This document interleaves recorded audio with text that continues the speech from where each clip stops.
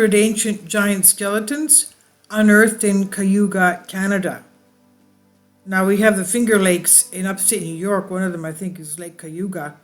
But that whole area around the Great Lakes, as we know, had Native Americans with ancient Minoan DNA, and the Minoans were the island of Crete.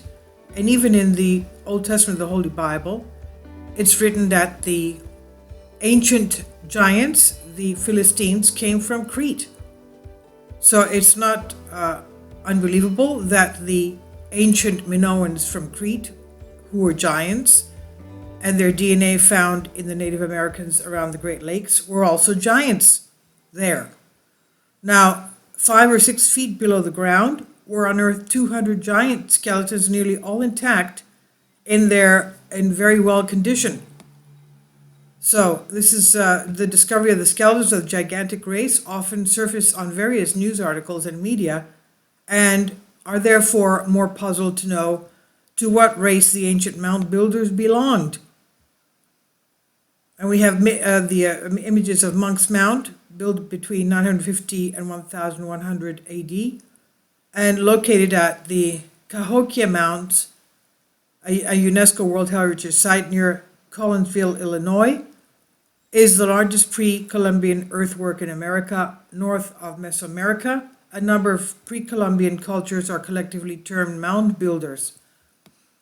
So about a century ago, an article appeared in the Toronto Daily Telegraph stating that in the township of Cayuga in the Grand River, at the farm of a resident named Daniel Fradenberg, 5 or 6 feet below the ground, were unearthed 200 skeletons, nearly all intact in their well conditions.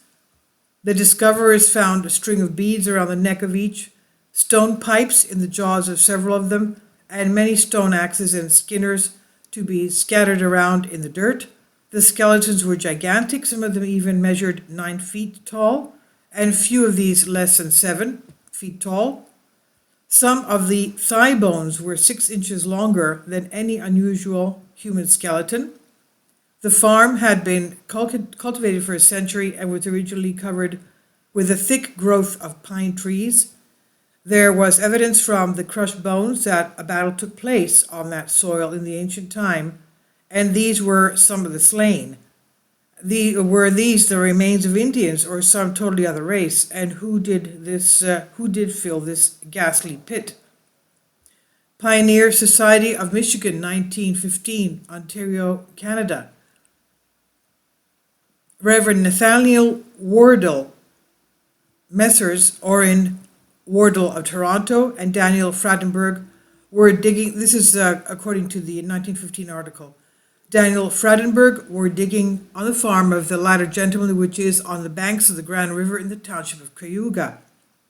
When they got to 5 or 6 feet below the surface, a strange sight met them, piled in layers, one atop of the other, some 200 skeletons of human beings, nearly perfect, around the neck of each one being a string of beads.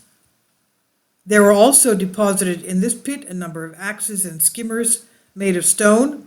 In the jaws of several of the skeletons were large stone pipes, one of which Mr. O. Warden took with him to Toronto a day or two after the Golgotha was unearthed. These skeletons are those of men of gigantic stature, some of them measuring 9 feet, very few of them being less than 7 feet tall. Some of the thigh bones were found to be at least a foot longer than those at present known, and one of the skulls being examined completely covered the head of an ordinary person. These skeletons are supposed to belong to those of a race of people anterior to the Indians. Some 3 years ago, the bones of the mastodon were found embedded in the earth about 6 miles from this spot. The pit and its ghastly occupants are now open to the view of any who may wish to make a visit there.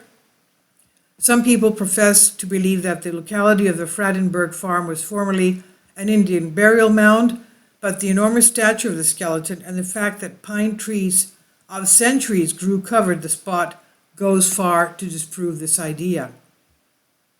Did Fradenberg and his associates really unearth the remains of ancient giant race lost in time? If so, where are those findings hidden today? So where are those 200 giant skeletons that were found there lying today? This is by N. Hale, Ancient Mysteries on Collective Spark. Please leave your comments. Thank you for your support. Kindly support my Patreon account. The daily posts are 5 videos daily, and they are totally different from what I have on my YouTube channel. Thank you so much for your support and that you find all my content so interesting. You'll find the Patreon account details in the description box below.